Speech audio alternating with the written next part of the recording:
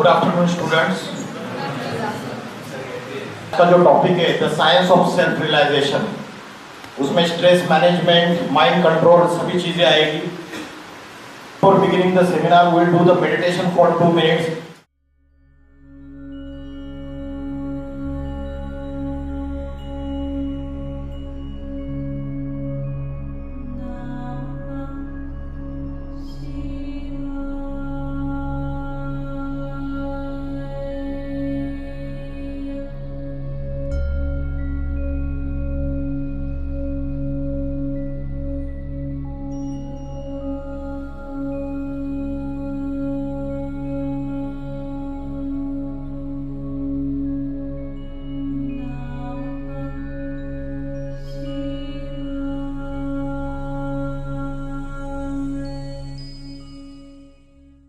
तो अभी जो एक्सरसाइज हमने की ये मेंटल एक्सरसाइज है, मन को एकाग्र करने की एक्सरसाइज। आज हम फिजिकल एक्सरसाइज और फिजिकल ग्रोथ के ऊपर ज़्यादा फोकस्ड है, लेकिन जो स्पिरिचुअल हेल्थ है हमारा और मेंटल हेल्थ है वो बिगड़ रहा है, सबका, छोटे छोटे बच्चों का बिगड़ रहा है। Bhagavad Gita the science of self realisation, Bhagavad Gita में बोला है मन जीते सो जगत जीत। जिसने मन को जीत लिया उसने जगत को जीत लिया। The one who has conquered the mind has conquered entire world. Hitler, Napoleon, Saddam Hussain, Alexander the great, कई महत्वाकांक्षी आए जिन्होंने शस्त्रास्त्रों के आधार पर दुनिया को जीतने की कोशिश की, लेकिन दुनिया को जीत नहीं पाए। लेकिन शंकर को विश्वनाथ बोलते हैं, विश्वनाथ, शंकर विश्वनाथ कहलाते। विश्वनाथ मतलब मास्टर ऑफ द वर्ल्ड, जो जगत का मालिक। कैसे बनता है? योग बल के आधार से बनता है। And what is the meaning of word योग? योग इस शब्द का अर्थ क्या है? किसी को पता है? योग इस शब्द का अर्थ क्या है? What is the literal meaning of word योग? पता है किसी को? जल्दी जल्दी जवाब दो। योग मीन्स कनेक्शन, यूनियन। किसका किससे कनेक्शन? किसका किससे कनेक्शन? आत्मा का परमात्मा से कनेक्शन, कॉन्शियसनेस का सुपर कॉन्शियसनेस से कनेक्शन, चेतना का परम चेतना से कनेक्शन। तो जैसे साइंस में हम सर्टन एक्सपेरिमेंट्स करते हैं और उसके बाद कंक्लूजन पे आते हैं, वैसे Bhagavad Gita is also set of principles. अगर हम उसको अभ्यास करें तो भगवत गीता में पॉलिटिकल, उसके बाद व्यक्तिगत और सामाजिक सभी समस्याओं का समाधान है। भगवत गीता में अर्जुन भगवान को कहते हैं कि मैं युद्ध नहीं करूंगा। बैटल फील्ड से अर्जुन भाग रहा है, गांडीव धनुष नीचे गिर रहा है, अर्जुन थर थर कांप रहा है, और अर्जुन अटैचमेंट इस प्रॉब्लम में फंस चुका है पूरी तरीके से। तो उस समय अर्जुन को भगवत गीता की नॉलेज दी जाती है, और चैप्टर नंबर 18 में अर्जुन का जो सेल्फ कॉन्फिडेंस है, विल पावर, वो फिर से बढ़ जाती है, वापस आ जाता है और अर्जुन युद्ध के लिए तैयार हो जाता है। So we all are Arjun number wise. हम सब अर्जुन हैं, ज्ञान का अर्जन करने वाले, और हम सब कुरुक्षेत्र की भूमि पे खड़े। कुरु माना कर्म, क्षेत्र माना भूमि, कर्म युद्ध की भूमि है। एज अ स्टूडेंट लाइफ आपकी युद्ध, जो कर्मों की युद्ध है, अलग अलग चीजों से चलती है। आपको करियर बनाना है, आपको अच्छे मार्क्स लेके आने, पेरेंट्स का प्रेशर है, कंपटीशन है, बहुत सारी अलग अलग समस्याएं, और जो भी सोशल मीडिया में दुनिया आप आज जो देख रहे हैं उससे कई मानसिक प्रॉब्लम, कई आपको इमोशनल प्रॉब्लम्स क्रिएट हो रहे हैं। तो आपकी कर्म युद्ध की भूमि अलग है, आपके प्रोफेसर से उनकी कर्म युद्ध की भूमि अलग है, आपके पेरेंट्स की कर्म युद्ध की भूमि अलग है। तो अर्जुन ने भगवान को पूछा कि मेरा मन बड़ा चंचल है, मेरा मन बड़ा हठी है, ये बड़ा बलवान है, इस चंचल मन को मैं कैसे एकाग्र करूं? ये अर्जुन का क्वेश्चन है भगवत गीता में। और उसके क्वेश्चन के आंसर में भगवान ने भगवत गीता की माइंड कंट्रोल के टेक्निक्स उसको बताए। भगवान ने अर्जुन को शस्त्र अस्त्र चलाने की विद्या नहीं सिखाई कि कि गांडीव धनुष्य इस्तेमाल कैसे करना है, ये नहीं बताया। तो माइंड, इंटेलेक्ट और इंप्रेशन, ये तीन चीजें। इंप्रेशन माना जो हम कर्म करते हैं उसकी जो छाप हमारे आत्मा के ऊपर पड़ती है।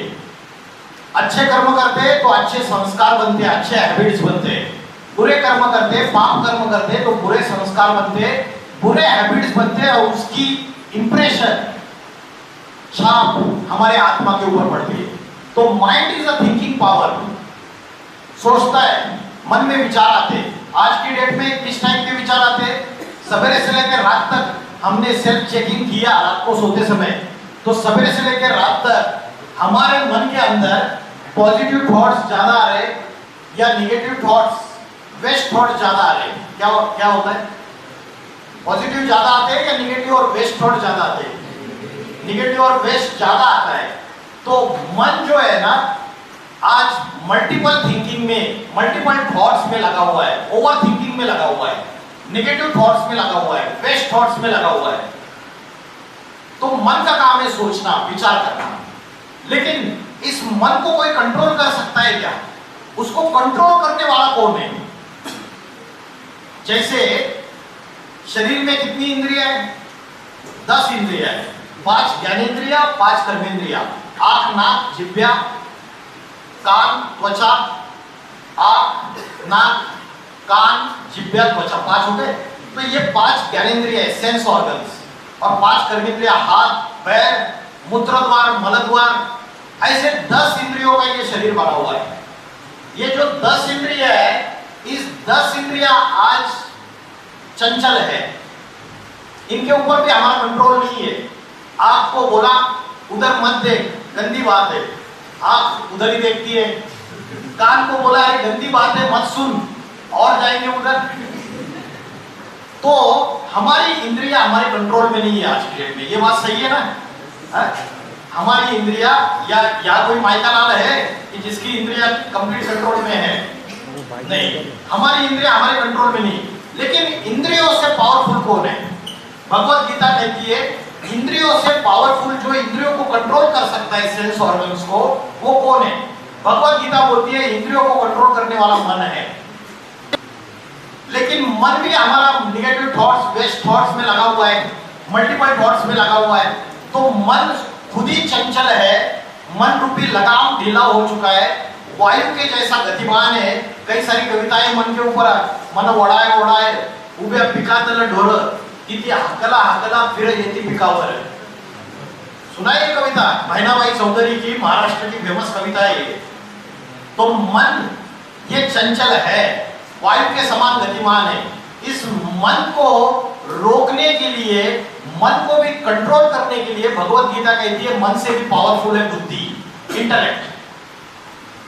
इंटेलेक्ट जो है, बुद्धि, बुद्धि का काम क्या है पता है आपको? बुद्धि का काम है decision making power. What is good and what is bad, सत सत विवेक बुद्धि बोलते हैं, है ना? What is good and what is bad, what is right and what is wrong, क्या सत्य है क्या असत्य है, इसका फैसला करने वाली बुद्धि ये इंटेलेक्ट है। तो आज की डेट में हमारी बुद्धि सही फैसला कर रही है, गुड और बैड में बैड को चॉइस करती है, राइट और रॉन्ग में रॉन्ग को चॉइस करती है। तो आज हमारी बुद्धि भी चंचल मन को कंट्रोल नहीं कर पा रही है। उसका कारण क्या है कि बुद्धि में क्या फीडिंग दे रहे हैं हम। बुद्धि आज हमारी मोबाइल का यूज करते हुए और सोशल मीडिया का यूज करते हुए श्रेष्ठ बन रही है या भ्रष्ट बन रही है? भ्रष्ट बन रही है। कितने कॉन्फिडेंट बच्चे हैं, गुड, वेरी गुड। तो छोटे छोटे बच्चों की बुद्धि भ्रष्ट बन रही है। तो जैसे एक गाड़ी है, गाड़ी में जो पैसेंजर बैठा हुआ है वो पैसेंजर आत्मा है, गाड़ी जो है वो उसका शरीर है, और वो गाड़ी का जो ड्राइवर है वो बुद्धि है। और अगर घोड़ा गाड़ी है तो जो लगाम है वो मन है, और घोड़े जो है वो इंद्रिय है। तो मन रूपी लगाम ढीला पड़ चुका है और बुद्धि रूपी ड्राइवर जो है वो भ्रष्ट बन चुका है। अगर ड्राइवर ने दारू पी हुई है तो गाड़ी गड्ढे में लेके जाएगा। ऐसे ही बुद्धि अगर भ्रष्ट हो चुकी है तो ये जीवन रूपी गाड़ी क्या, करियर क्या, फैमिली क्या, सारी लाइफ भी बर्बाद हो जाती है। हो रही है ना। बड़े बड़े पढ़े लिखे लोग हैं आज की डेट में सुसाइड कर रहे हैं, है ना।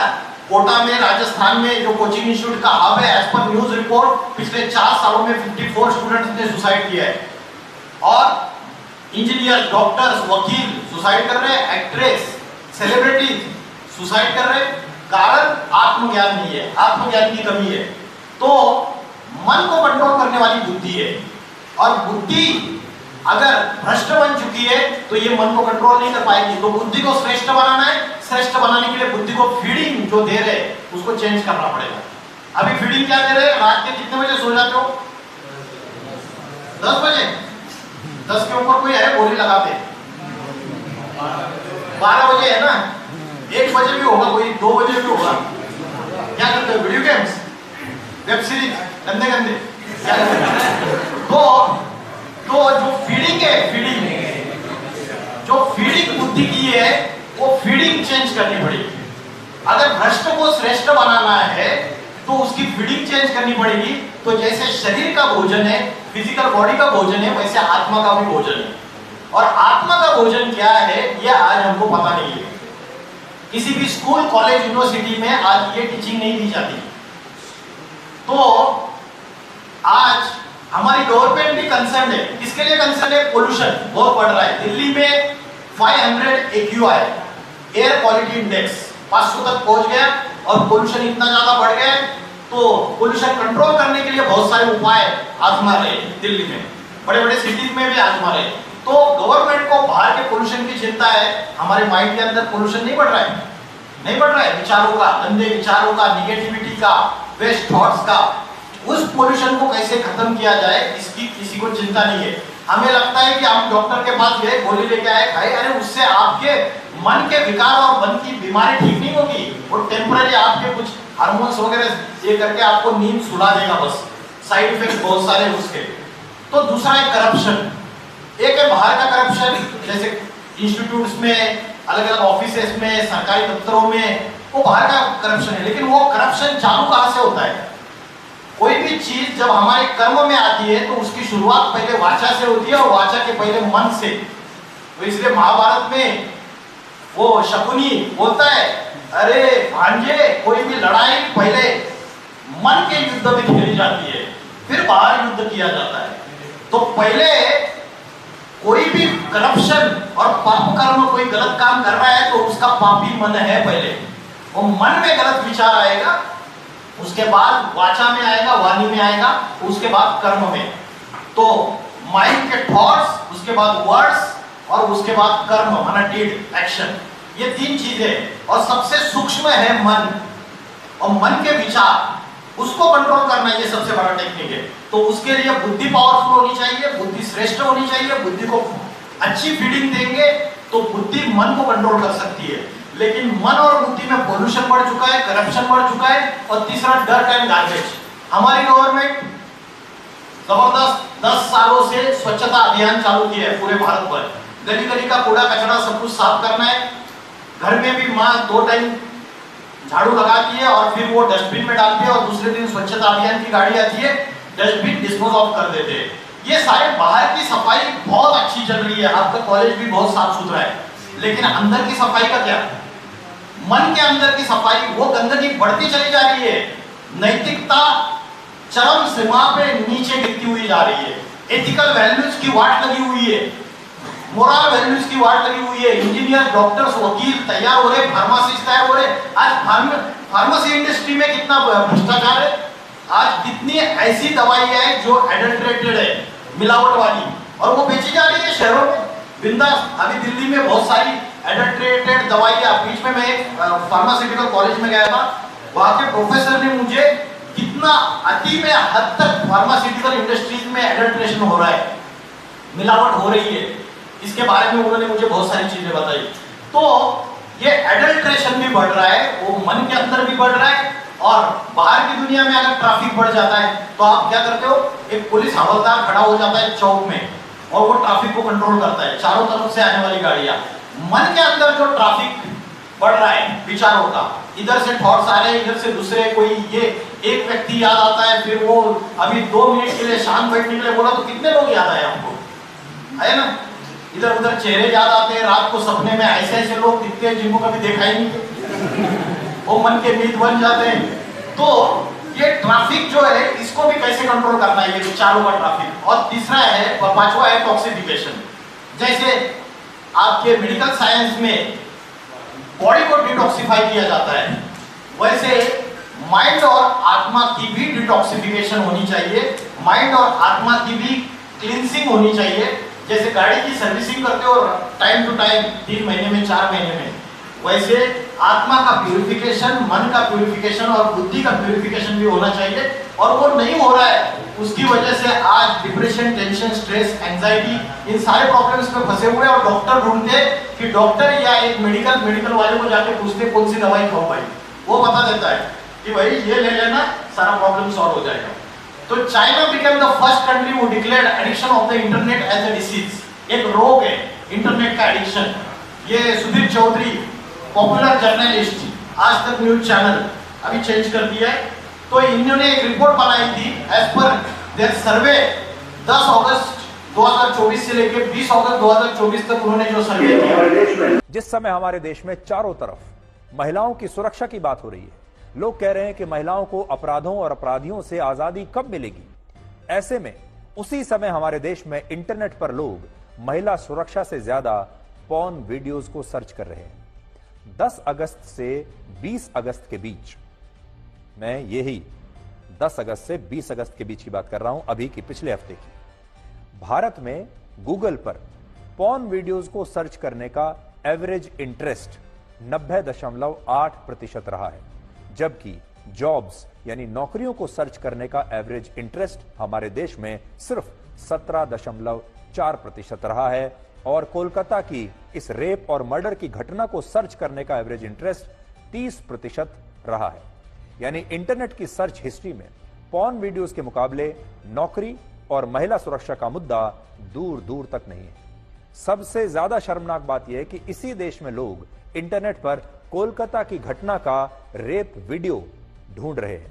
तो आज जो इंटरनेट पे जो भरोसा जा रहा है, हम उसको ले रहे हैं। घर में माने खाना भरोसा और नमक ज्यादा है तो तुरंत रिजेक्ट कर देते, तूच खा, ये मला कशाला घेऊन आलीस, काय बनवलंय ये, तो रिजेक्ट कर देते हैं हम। हमारी बुद्धि डिसीजन ले लेती है कि भाई नमक ज्यादा है। तो इंटरनेट पे जो भरोसा जाता है, समय रहना आता है, कुछ भी परोसता है, गंदी गंदी बातें बोलता है, भद्दी लैंग्वेज यूज करता है सोशल मीडिया प्लेटफॉर्म पे, और हम उसको ले लेते हैं।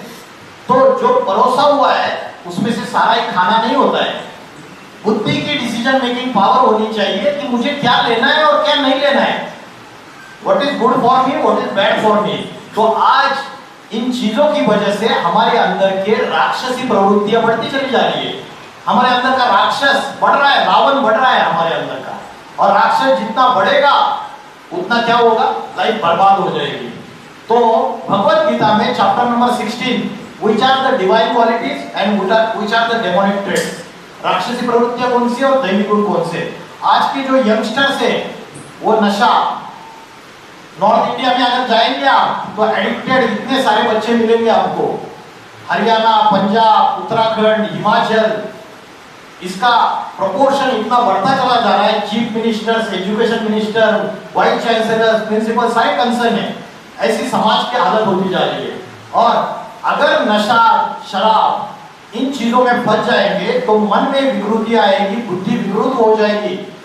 ज्यादातर क्राइम जो होते हैं ना आज की डेट में, व्यक्ति जब शराब पीता है या नशा करता है उसके बाद ज्यादातर क्राइम होते हैं।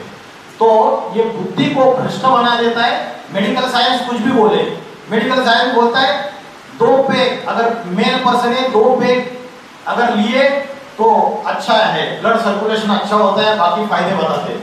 ये मेडिकल साइंस के बड़े बड़े डॉक्टर्स ये चीजें बताते हैं। और फीमेल है तो 1 पेग। तो ये जो कल्चर, ये जो चीजों को हम फॉलो कर रहे हैं ये कंप्लीट रॉन्ग है। अध्यात्म बताता है शराब ये ऐसी चीज है या नशा ये ऐसी चीज है जो 5 विकारों को इनवाइट करता है, 5 राक्षसों को इनवाइट करता है। कौन से राक्षस है वो पता है आपको? मन के अंदर 5 राक्षस प्रवेश कर चुके हैं अभी सभी के अंदर। कलयुग में शास्त्रों में बोला है कली राक्षस ने सबके अंदर प्रवेश कर लिया है। ये कली राक्षस क्या है पता है? ये मतलब 5 विकार है। मराठी में उसको बोलते हैं षट रिपु। किसी को पता है क्या होते हैं 5 विकार या षड्रुकु? ये आत्मा के शत्रु है। ये आत्मा की बैटरी आपके माइंड और इंटेलेक्ट की स्ट्रेंथ को कमजोर बना देते हैं, विल पावर को कमजोर बना देते हैं। ये 5 विकार है, पता है किसी को? हाँ, इधर काम, क्रोध, लोभ, मोह, अहंकार। मतलब ये इंक्लूडिंग है मोह, ईर्ष्या, द्वेष में। काम मतलब काम का अर्थ क्या है? Lust, perfect answer. काम का अर्थ है लस्ट। क्रोध, गुस्सा। लोभ मतलब लालच, मेरी थाली में परोसा हुआ खाऊंगा लेकिन सामने वाले की थाली में परोसा हुआ छीन के खाऊंगा, ये लालच। चौथा है मोह। मोह मतलब अटैचमेंट, लगाव, एक्स्ट्रा अटैचमेंट। नई शादी हो जाती है, पति की पत्नी से इतनी अटैचमेंट हो जाती है कि माँ बाप को लात मार के छोड़ देता है ना? तो ये लगाव, एक्स्ट्रा लगाव, ये भी एक बीमारी है, ये भी एक विकार है, ये भी एक दुख देता है। और 5वां अहंकार, घमंड। किसी को अपनी बुद्धि का घमंड है, मैं बड़ा होशियार हूँ। किसी को अपनी सुंदरता का घमंड है। किसी को अपने पिताजी की जो धन संपत्ति है, पैसा है, उसका घमंड है। किसी को अपनी सत्ता का घमंड है, जैसे डोनाल्ड ट्रंप को है, जैसे नॉर्थ कोरिया का प्रेसिडेंट, क्या नाम है, किम जोंग, उसको घमंड है। उसको क्या घमंड है कि मेरे पास न्यूक्लियर वेपन्स है और मैं चाहे तो इस दुनिया को खलास कर सकता हूँ। और डोनाल्ड ट्रंप को भी यही घमंड है कि America is most powerful country. और 2 दिन पहले उन्होंने बयान दिया है कि मैं सारी दुनिया को बर्बाद कर सकता हूँ, सारे देशों को। ये डोनाल्ड ट्रंप का बयान है।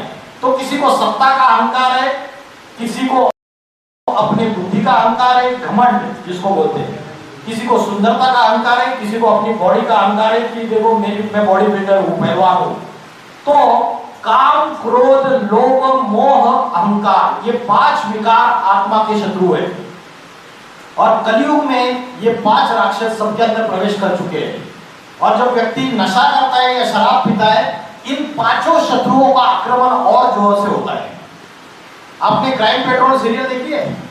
कोई भी एपिसोड निकाल के देखो, उसमें जो क्राइम कमिट किया है उसका कारण या तो लस्ट, या तो क्रोध, या तो लालच, या तो मोह, या तो अहंकार। इन 5 में से एक होगा। यस और नो? यस।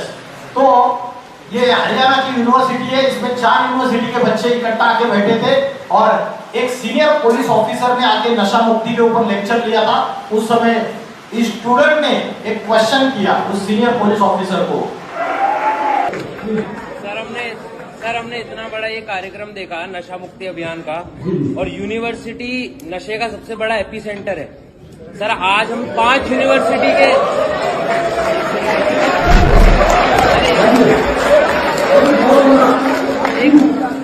सर हम 5 यूनिवर्सिटी के बच्चे यहाँ पर, 4 यूनिवर्सिटी के बच्चे यहाँ पर बैठे हैं। आज गांजा मिलना या फिर कोई नशे की सामग्री मिलना, टॉफी, लॉलीपॉप जितना आसान है मिलना, तो एक फर्स्ट ईयर का या सेकंड ईयर का बच्चा गांजे के डीलर को ट्रेस कर सकता है या ट्रैक कर सकता है, तो पुलिस क्यों नहीं कर पाती? क्या पुलिस ही पीछे छूट रही है?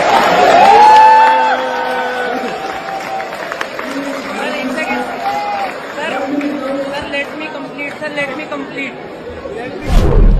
सर मेरा जो मानना है, क्योंकि मैं भी सोसाइटी में रहता हूँ, यूनिवर्सिटी का स्टूडेंट हूँ सर, यहाँ सामने चौकी है और चौकी के सामने ही गांजा मिलता है, तो क्या आपको नहीं लगता?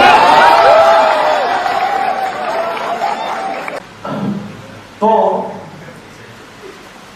आज मनुष्य अलग अलग डिजायर्स के पीछे भागता जा रहा है, इच्छाओं के पीछे।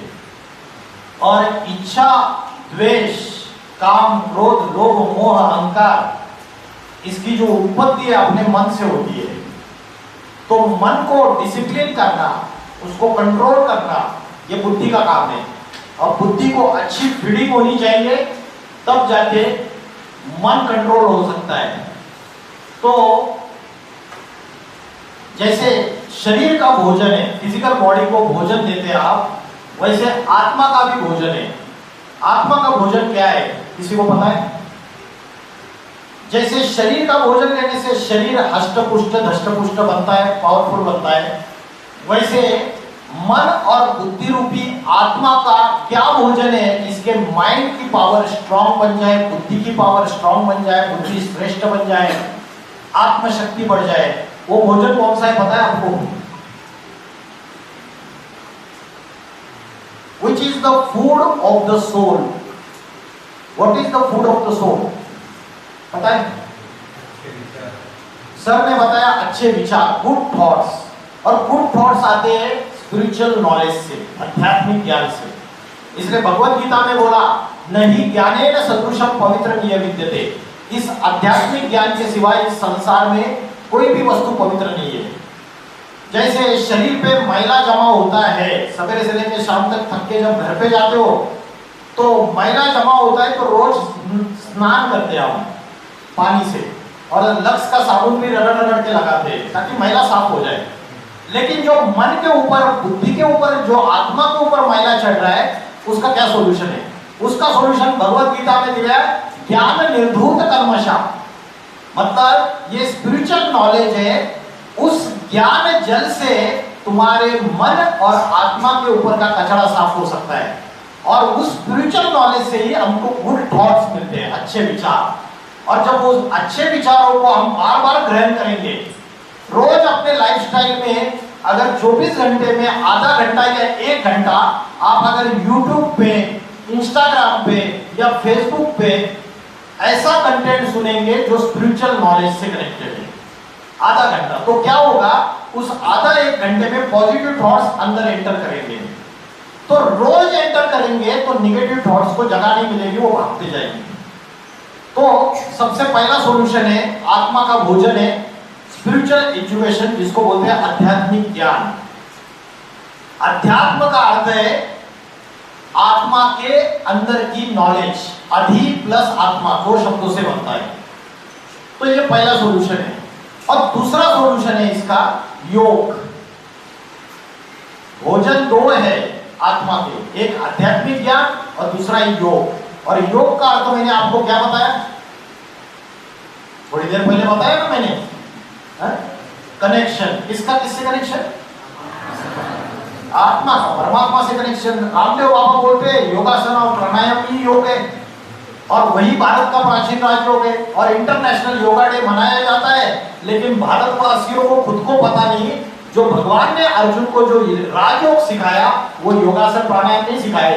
रथ पे खड़ा रह के वो एक्सरसाइज नहीं कर रहा था, पेट नहीं हिला रहा था, वो एक्सरसाइज नहीं सिखाई थी। जो राजयोग सिखाया उसका मीनिंग भारतवासी भूल गए। चंचल मन को भ्रुकुटी के बीच में एकाग्र करते हुए परमात्मा से कनेक्शन जोड़ना, ये राजयोग की असली डेफिनेशन है। इस डेफिनेशन को हम भूल गए, तो हमारी असली आइडेंटिटी भूल गए। अर्जुन भी भूल गया था, मेरी आइडेंटिटी क्या है, what is my real identity, what is my permanent identity. Google search engine पे हम सारी दुनिया को ढूंढ सकते हैं। कनाडा में क्या चल रहा है, अमेरिका में क्या चल रहा है, स्विट्जरलैंड में क्या चल रहा है, मलेशिया में क्या चल रहा है, थाईलैंड में क्या चल रहा है, सारी दुनिया ढूंढ सकते हैं। लेकिन हम अपने आप को नहीं ढूंढ सकते, स्व की पहचान हम भूल चुके हैं। तो अर्जुन भी अपनी पहचान भूल चुका था, और हनुमान जी भी अपनी पहचान भूल चुके हैं। कौन हो तुम? मैं हनुमान। तुम्हारा नाम नहीं पूछा, तुम कौन हो?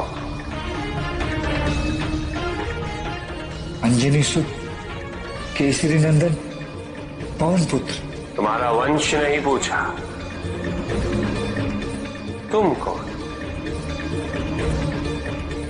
वानर। तुम्हारी जाति नहीं पूछी हनुमान, तुम कौन?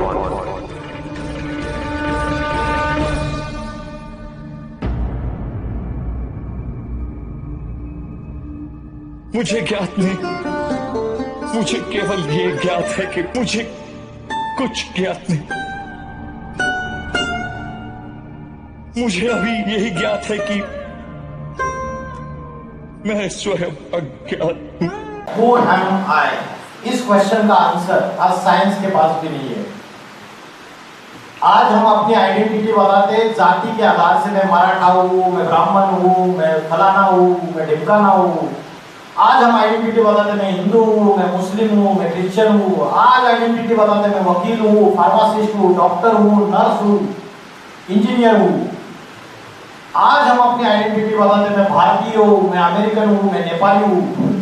ये हमारी परमानेंट आइडेंटिटी नहीं है। Position, qualification, religion, caste, name. Permanent identity वो है जो मां के गर्भ में थे तब भी थी और मृत्यु के बाद भी रहेगी। What is that? Who am I? आत्मा। तो मेरी परमानेंट आइडेंटिटी है, I am not a physical body, I am a soul. शरीर दिखता है इसलिए आप जो दिखता है उसको मानते हैं, जो नहीं दिखता उसको नहीं मानते। स्विच ऑन कर दिया, पंखा चलने लगा, तो इलेक्ट्रिक करंट इलेक्ट्रिक केबल से फ्लो हो रहा है तब चल रहा है। इलेक्ट्रिक करंट को तो देखा नहीं, लेकिन उसके अस्तित्व को मानते हैं साइंटिफिक एक्सपेरिमेंट्स के आधार से। इन द सिमिलर मैनर आत्मा का अनुभव किया जा सकता है 100%। रोज सवेरे 4 बजे उठ जाओ, आधा घंटा 6 महीने लगातार, 6 months 180 days, point of light जैसे आकाश में स्टार चमकता है, भ्रुकुटी के बीच में चमक रहा है, और सारे ट्रैफिक को कंट्रोल करो। कल क्या हुआ था, किसके साथ क्या लफड़ा झगड़ा हुआ था, सब कुछ भूल जाओ। एक ही मन में विचार, I am a point of light blinking in the centre point of the forehead. भ्रुकुटी के मध्य में चमकता हुआ मैं आत्मा सितारा हूं। बस एक थॉट, और मन को एकाग्र करने का अभ्यास करो। आप महसूस करोगे कि यहाँ कोई ट्रिमेंडस पावर है इस पॉइंट पे। इसको कहते हैं उत्तमांग। यह ऐसा सोर्स है जिसके लिए आजकल बोलते हैं कि थर्ड आई अगर एक्टिवेट हो गया तो स्पिरिचुअल एनलाइटमेंट हो जाएगी। इसका मतलब तुम्हारी आध्यात्मिक शक्तियां जागृत हो जाएगी सारी की सारी। शंकर को भी तीसरा नेत्र दिखाया। ये तीसरा नेत्र जो है वो विजडम, आई ऑफ विजडम, जिसमें व्यक्ति में विवेक जागृत होता है कि क्या सही क्या गलत का वो सही डिसीजन ले पाता है। तो ये ऐसा पॉइंट है जहां आत्मा रहती है। आत्मा इन आंखों से दिखती नहीं, लेकिन उसका अनुभव किया जा सकता है। आत्मा अजर अमर अविनाशी है, शरीर विनाशी है, इसलिए मरने के बाद या तो जला दिया जाता है या जमीन में गाड़ दिया जाता है। ये हड्डी मांस का पुतला है, made of flesh and bones. ये हमारी असली आइडेंटिटी नहीं है। ये चलाने वाली जो कंट्रोलिंग पावर है वो हमारी असली आइडेंटिटी है, वो है आत्मा, जिसकी वजह से मैं बात कर रहा हूँ, जिसकी वजह से हाथ हिला पा रहा हूँ, कानों से सुन पा रहा हूँ। आत्मा चली जाती है तो बॉडी डेड है, डेड बॉडी। नर्स बोलती है डेड बॉडी को लेके जाओ, उसके पहले बोलती है गणेश जी अभी ठीक है, थोड़ी तबीयत सुधर रही है, पहले गणेश जी, और जैसे आत्मा निकल जाती है बोलती है डेड बॉडी को लेके जाओ। तो जो हमारी असली आइडेंटिटी है वो आत्मा की वजह से है। आत्मा का ज्ञान आज हम भूल चुके हैं, उसकी वजह से हम बॉडी कॉन्शियसनेस में है। और बॉडी कॉन्शियसनेस मतलब 10 इंद्रियों के प्रभाव में है पूरी तरीके से। और ये 10 इंद्रियां हमारे मन और बुद्धि को कंट्रोल कर रही है आज के डेट में, और हम उसके गुलाम बन चुके हैं। मन के भी गुलाम बन चुके हैं, इंद्रियों के भी गुलाम बन चुके हैं। तो आत्मा का भोजन क्या है मैंने आपको बताया, और आत्मा भ्रुकुटी के बीच में स्थित है। उसके कारण भारत की कन्या माताएं यहाँ बिंदी लगाती है, पुरुष लोग यहाँ पे टीका या तिलक लगाते हैं। ये प्रूफ है कि आत्मा यहाँ टिकी हुई है। आत्मा का भोजन क्या बताया, क्या बताया?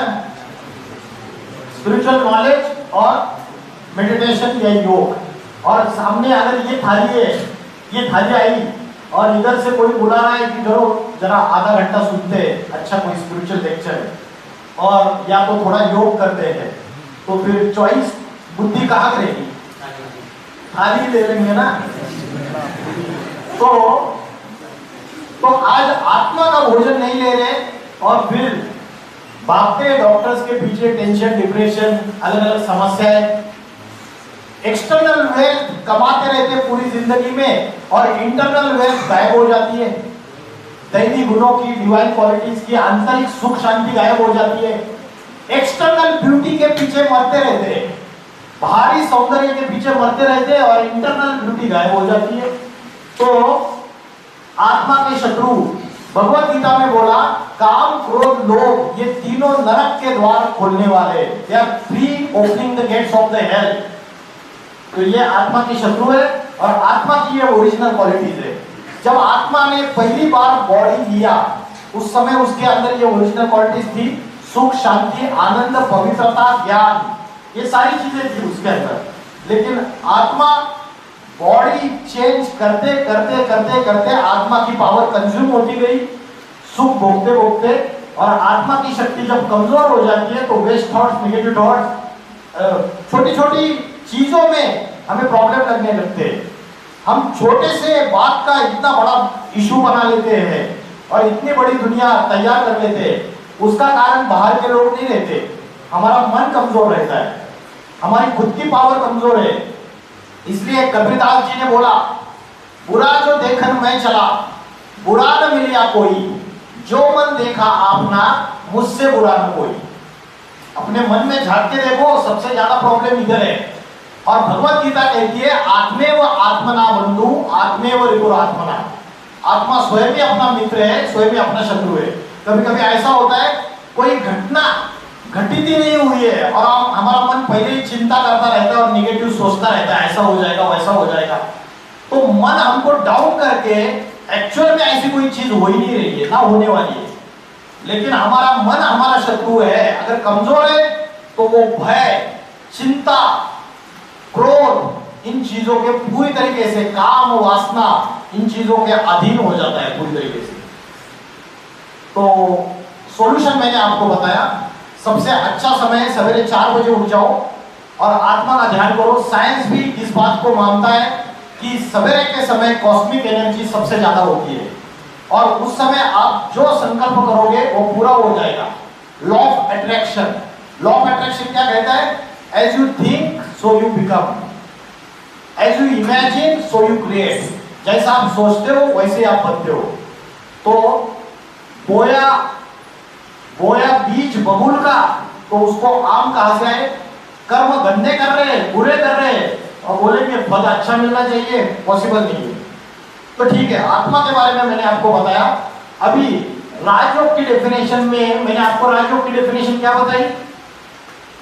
सब लोग मेरे पीछे बोलेंगे एक आवाज में, चंचल मन को भ्रुकुटी के बीच में आत्मा में एकाग्र करते हुए परमात्मा से कनेक्शन जोड़ना। बस ठीक है। तो अभी राजयोग में मैंने बोला आत्मा का परमात्मा से कनेक्शन, सुप्रीम पावर से कनेक्शन। ये सुप्रीम पावर है क्या, उसको तो देखा ही नहीं है, कैसे कनेक्शन जोड़ेंगे? आज हमने मंदिर, मस्जिद, गुरुद्वारा, चर्च बना लिए और हम उपासनाएं करते हैं उस गॉड की, उस अल्लाह की, उस ईश्वर की, उस शिव की। लेकिन कभी तो प्रैक्टिकल रूप में वो आना चाहिए, तभी हम उसको पिता पुत्र का संबंध जोड़ सकते हैं उसके साथ। जैसे हमारे पिता प्रैक्टिकल होते हैं तो हम उनसे संबंध जोड़ते हैं, लेकिन वो कभी पिता के रूप में आता है क्या? जैसे आप एक आरती गाते हो, कौन सी आरती? गालिन लोटांगन वंदिन चरण डोळ्यानी पाहिन रूप तुझे, प्रेमे अलिंगन अनंत पूजन भावे ओवाळीन तुम्हें हो, तुम्हें हो माता पिता, तुम्हें हो, तुम्हें हो बंधु सखा, तुम्हें हो। ये सिर्फ बोलने की बात है क्या? या पत्थर की मूर्ति को माता पिता बंधु सखा बना सकते हैं? नहीं बना सकते। ये फिर भी एक इमेजिनरी कंसेप्ट हो गई। जैसे हम प्रैक्टिकल है, हमें बॉडी है, हमें शरीर है, तो कभी तो 4 युगों में ऐसा कोई पॉइंट ऑफ टाइम होना चाहिए जिस समय भगवान भी अवतार लेके प्रैक्टिकल हमसे पिता पुत्र बंधु सखा सारे संबंध, सारे रिलेशनशिप हम उससे जोड़ सकते हैं। तो कोई तो समय होगा। तो मेरा क्वेश्चन आपसे ये है कि योग लगाना है परमात्मा से, तो वो परमात्मा को सब बोलते हैं ऊपर वाला है, ऊपर रहता है वो। कई मुस्लिम धर्म भी इस बात को मानता है, क्रिश्चियन धर्म भी मानता है, हिंदू धर्म भी मानता है, सभी मानते हैं। अभी क्वेश्चन ये है, वो ऊपर वाला नीचे कब आता है और क्या अभी ऐसा समय नहीं है कि उसको नीचे आना चाहिए? 2 क्वेश्चन, वो कब आता है नीचे, व्हाट इज टाइमिंग? और दूसरा क्वेश्चन कि क्या अभी ऐसा समय नहीं है वर्तमान में कि उसको नीचे आना चाहिए। पहले क्वेश्चन का आंसर है भगवत गीता में, उसका टाइमिंग बताया आने का।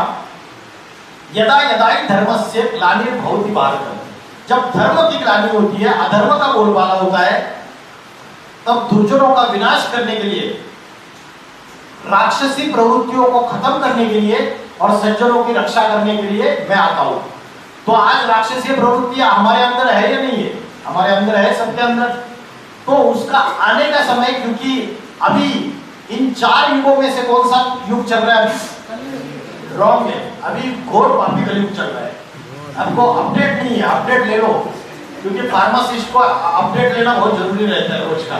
कभी कभी कोई टैबलेट्स बंद हो जाते हैं, गवर्नमेंट अनाउंस कर देते हैं कि निमोसलाइट लेनी नहीं है, बैन है, बैन कर दिया ना निमोसलाइट को। हाँ, थोड़ा थोड़ा मुझे भी आता है। कलयुग, कलयुग ये काला युग है। 4 युग है, सतयुग, त्रेता युग, द्वापर युग और कलयुग। सतयुग सोने का युग, त्रेता युग चांदी का युग, सिल्वर एज, द्वापर युग कॉपर एज, तांबे का युग, और कलयुग काला युग, लोहे का, लोखंड। तो ये 4 युग है ना। और अभी हम यहाँ बैठे कलयुग, और कलयुग के भी लास्ट समय बैठे, ये मैं साइंटिफिक एविडेंस दूंगा, हम लास्ट समय में बैठे हुए 2026। आज से 15-20 साल पहले जब मैंने मैकेनिकल इंजीनियरिंग की थी बॉम्बे यूनिवर्सिटी से, तब मेरे पास मोबाइल नहीं था। और आज आप लोग जेन ज़ी है ना, तो आज इसको बोलते हैं इंटरनेट बॉर्न चाइल्ड। आज आप लोगों की दुनिया ही मोबाइल है, आज सारी नॉलेज आपकी मोबाइल से चालू हो जाती है। तो ये समय जो ड्रास्टिकली चेंज हो रहा है, जैसे दिए की जोत जब बुझनी होती है ना, तो फड़फड़ा कर बुझती है। तो माया का ये जो पसार बढ़ रहा है ना दुनिया में, ये जो माया अपने पाँव पसार रही है चारों तरफ से, ये जो दुनिया में आज के 20 साल पहले की जनरेशन, आप अपने सर को पूछो, प्रोफेसर को, और अभी इसमें जमीन आसमान का अंतर हो गया है, ड्रास्टिक चेंज इन 20-25 सालों में। तो कलयुग का ये जो समय चल रहा है, इसका मैं साइंटिफिक एविडेंस दूंगा कि we are on the verge of the destruction. बाहर की दुनिया का भी, मानवता का, ह्यूमैनिटी का डिस्ट्रक्शन के नजदीक है, और आंतरिक डिस्ट्रक्शन जो मन और बुद्धि के लेवल पे है, उसके भी नजदीक है। हम बुद्धि भ्रष्ट बनती जा रही है। तो जैसे रात्रि के बाद दिन आता है, वैसे पापी कलयुग के बाद पावन सतयुग आता है। और सतयुग को बोलते हैं राम राज्य या स्वर्ग या वैकुंठ। मुस्लिम लोग उसको बोलते हैं जन्नत, क्रिश्चियन लोग बोलते हैं पैराडाइज या हेवन। सबने उसको अलग अलग नाम दे दिए। ये आइडियल नेशन की कंसेप्ट है। तो 4 युग जो है, सतयुग, त्रेता युग, द्वापर युग, कलयुग, उसमें जो लास्ट समय है, उस समय ईश्वर कहो, शिव कहो, इस धरती पर अवतरित होते हैं अति साधारण मनुष्य शरीर में, और उनके द्वारा वो राजयोग की शिक्षा, आध्यात्मिक शिक्षा सिखाते हैं। वो एज अ टीचर, परम शिक्षक, सद्गुरु बनकर आते हैं। और जो शिक्षा पढ़ाते हैं वो राजयोग है। ये व्यक्ति आत्मा का ध्यान कर रहा है, सवेरे जल्दी उठकर परमात्मा का स्मरण कर रहा है। जिस आसन पे बैठा है वो 4 पिलर्स के ऊपर बेस्ड है। पहला है ब्रह्मचर्य। आज ब्रह्मचर्य फॉलो हो रहा है। ब्रह्मचर्य मतलब self control, purity of mind, purity of speech and purity of कर्म, डीड्स।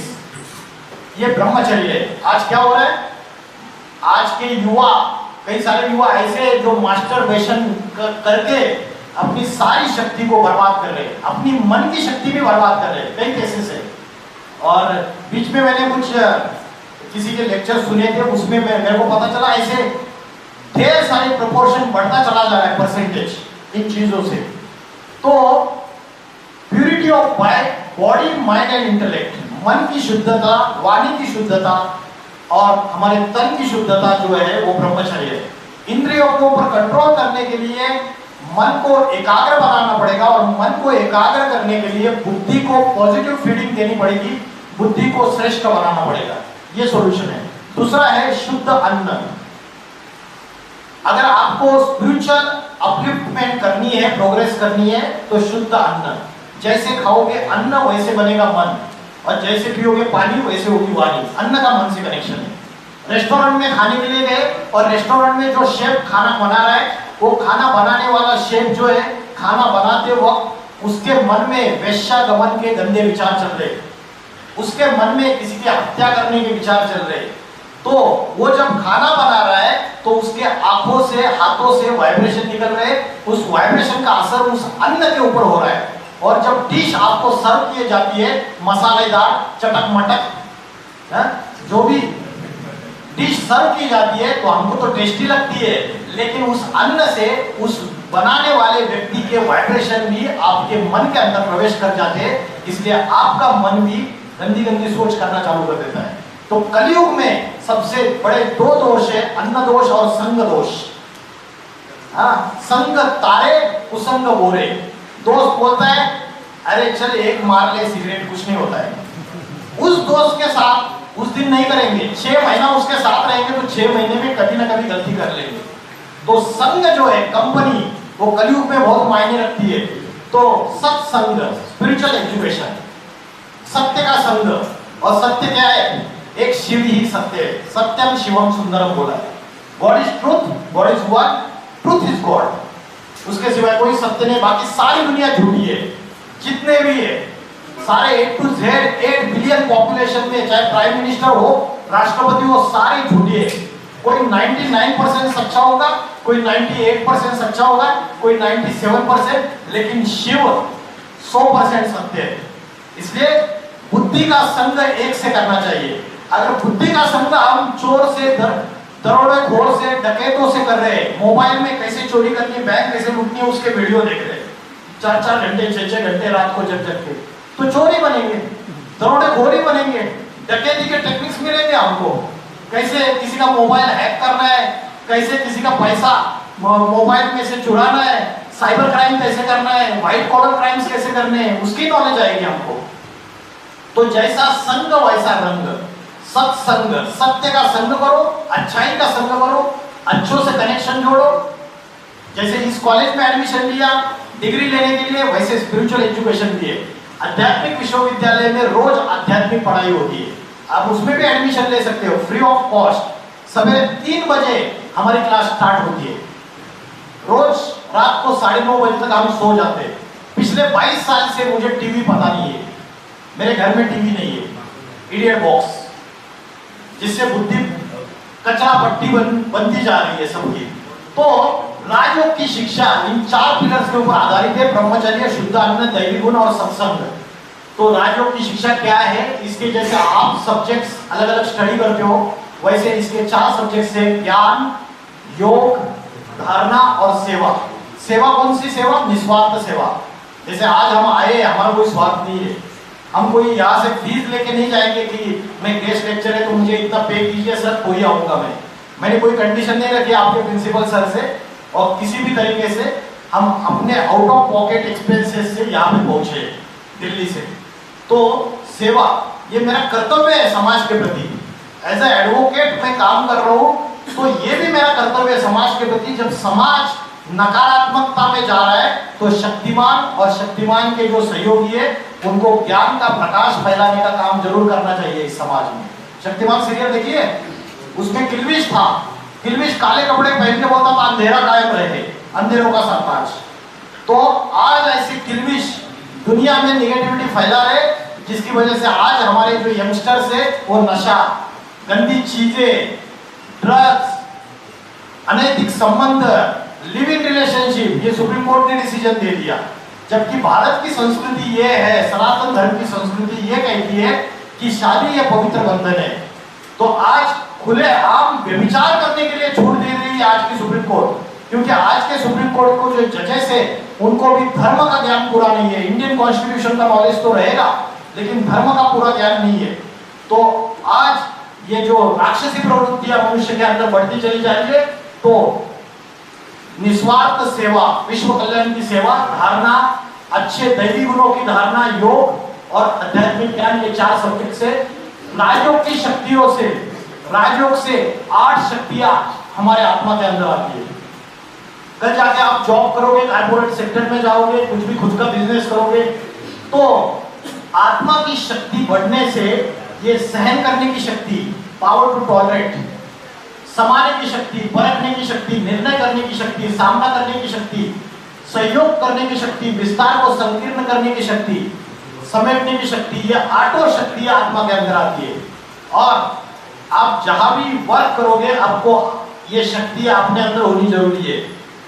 तो आत्मा की पावर से अष्ट शक्तियां आती है, और जब परमात्मा इस धरती पर अभी के समय अवतार लेते हैं तो ब्रह्मा के द्वारा यूनिवर्स का फिर से क्रिएशन, शंकर के द्वारा ये पुरानी दुनिया उसका डिस्ट्रक्शन, क्योंकि मनुष्य ने अपने विनाश के साधन खुद तैयार कर लिए।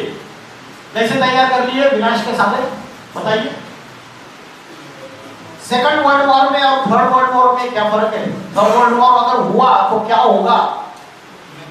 न्यूक्लियर वॉर, क्योंकि आज छोटी से छोटी कंट्री के पास न्यूक्लियर वेपन्स है। मॉडर्न साइंस ने आज न्यूक्लियर वेपन्स इतने ज्यादा तादाद में तैयार कर दिए, तो अगर न्यूक्लियर वेपन्स का यूज हुआ तो ये सारी दुनिया विनाश की ओर अग्रसर हो जाएगी, मानवता पूरी नष्ट हो जाएगी। तो सारी दुनिया आज की तारीख में तीसरे विश्व युद्ध के कगार पे खड़ी है। रशिया यूक्रेन की वॉर 3 साल से चल रही है। इंटरनेशनल कोर्ट ऑफ जस्टिस उसको रोक नहीं पाया आज तक भी। यूनाइटेड नेशंस ऑफ ऑर्गेनाइजेशन जैसी संस्थाएं फेल है। वो अमेरिका और रशिया, चाइना जैसे बड़े बड़े कंट्रीज के हाथ के पपेट से, पपेट समझते हो ना, खिलौने उनके हाथ के जैसे चलाए कठपुतलियां वैसे चलते। तो आज वर्ल्ड पीस कॉन्फ्रेंस और अहिंसा सम्मेलन किए जा रहे, लेकिन दुनिया में शांति स्थापन नहीं हो रही है। इजराइल पैलेस्टाइन की वॉर हो गई, 70,000 लोगों को मारा, बच्चों को नहीं देखा, लेडीज को नहीं देखा, जेंट्स को नहीं देखा, सिविलियंस को मार डाला। ये शांति की बातें करते हैं बड़ी बड़ी। और अभी इन्होंने नया एक वर्ल्ड पीस का एक डोनाल्ड ट्रंप ने एक अलग से ये बनाना चालू कर दिया। उसमें ये इजराइल के प्राइम मिनिस्टर नेतान्याहू जाके पहुंचे, है ना, जिन्होंने पैलेस्टाइन में सिविलियंस को मार डाला। वहां जाके ये पीस की बात करते, उसके बाद मारने के बाद पीस की बात करते। तो समाज में अशांति और दुख बढ़ता चला जा रहा है। सारी दुनिया थर्ड वर्ल्ड वॉर की तरफ अग्रसर है। और मैंने बोला आपको एक साइंटिफिक एविडेंस दूंगा। वो साइंटिफिक एविडेंस ये है कि 1947 में अल्बर्ट आइंस्टीन और रॉबर्ट ओपेनहाइमर, इन साइंटिस्ट ने एक BAS bulletin of atomic scientist नाम का संगठन स्थापन किया। उन्होंने एक डूम्सडे क्लॉक बनाया। ये डूम्सडे क्लॉक मतलब विनाश की घड़ी, प्रलय की घड़ी। ये घड़ी में इस जो भी दो उसके हैंड्स है उसको ये मैन्युअली सेट करते हैं। परमाणु वैज्ञानिकों ने अपनी प्रलय घड़ी यानी इंग्लिश में कहें तो डूम्सडे क्लॉक को विनाश के और करीब सेट कर दिया है। इसे रात 12 बजे से महज 89 सेकंड पहले सेट किया गया है। इसका मतलब है कि मानवता का विनाश महज 89 सेकंड दूर है। पिछले साल इसे 1 सेकंड पीछे यानी 90 सेकंड पर सेट किया गया था। सीधे सीधे कहा जाए तो पिछले साल के मुकाबले इस साल खतरा बढ़ गया है। इसका कारण बताया गया है रूस द्वारा यूक्रेन पर हमले के बीच परमाणु खतरे को, विश्व के दूसरे प्रमुख स्थानों में तनाव और जलवायु परिवर्तन को, और सबसे अहम आर्टिफिशियल इंटेलिजेंस के सैन्य अनुप्रयोग को। देखिए, डूम्सडे क्लॉक या प्रलय घड़ी मानवता की तरफ आने वाले खतरे को दिखाने वाली एक प्रतीकात्मक घड़ी है। इसे bulletin of the atomic scientists या BAS नाम के संगठन द्वारा बनाया गया था, जिसमें जे रॉबर्ट ओपेनहाइमर और अल्बर्ट आइंस्टीन जैसे भौतिक विज्ञानी भी शामिल थे। पहले इसका मकसद मानवता को परमाणु युद्ध के खतरे के बारे में बताना था, पर इसका अब दायरा बढ़ चुका है। यह घड़ी हर साल जनवरी में BAS की सालाना बैठक के बाद सेट की जाती है। तो अगर थर्ड वर्ल्ड वॉर चालू हुआ, और इस साल होने के मैक्सिमम चांसेस है, अगर चालू हुआ तो न्यूक्लियर वॉर होगी, न्यूक्लियर वेपन्स का एक्सप्लोजन होगा, तो क्या होगा? क्या होगा? अर्थ का टेम्परेचर इंक्रीज हो जाएगा। अर्थ का टेम्परेचर इंक्रीज होने से क्या होगा? अर्थ का टेम्परेचर इंक्रीज होने से क्या होगा? नॉर्थ पोल और साउथ पोल में जो ग्लेशियर्स है, बर्फ के पहाड़, वो पिघल जाएंगे। और वो पिघलने से क्या होगा? मीन सी लेवल, समुद्र का जलस्तर बढ़ जाएगा और उससे महाप्रलय आएगा। बड़े बड़े महाद्वीप आइलैंड्स समुद्र के अंदर समा जाएंगे। America, Europe, Africa, New Zealand, Australia, ये सारे समुद्र के अंदर चले जाएंगे। नासा की रिपोर्ट है आने वाले 5-6 सालों में बॉम्बे, कांडला, विशाखापट्टनम, चेन्नई, कलकत्ता, ये सारे आइलैंड समुद्र के अंदर समा जाएंगे। तो कुछ ऐसा पिक्चर होगा।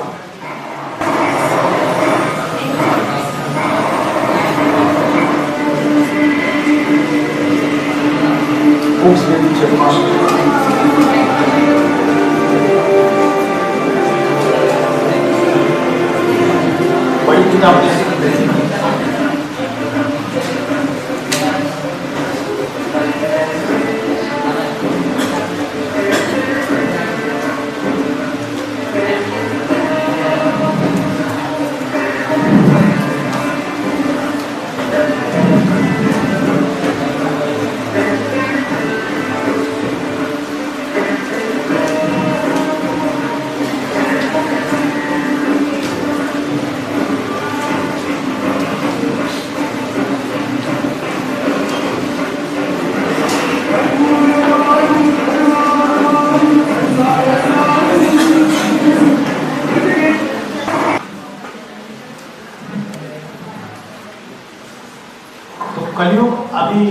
बच्चा नहीं है, थोड़ा सा बचा हुआ है।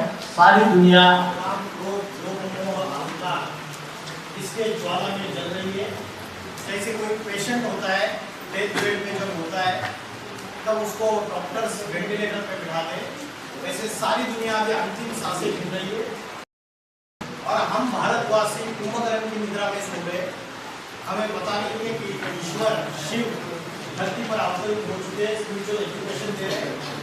विश्व शांति के सम्मेलन सारे प्रयास फेल है और बड़े बड़े भविष्यकारों ने भविष्यवाणियां की है। नॉस्ट्राडेमस का नाम आपने सुना होगा, पॉपुलर भविष्यकार है।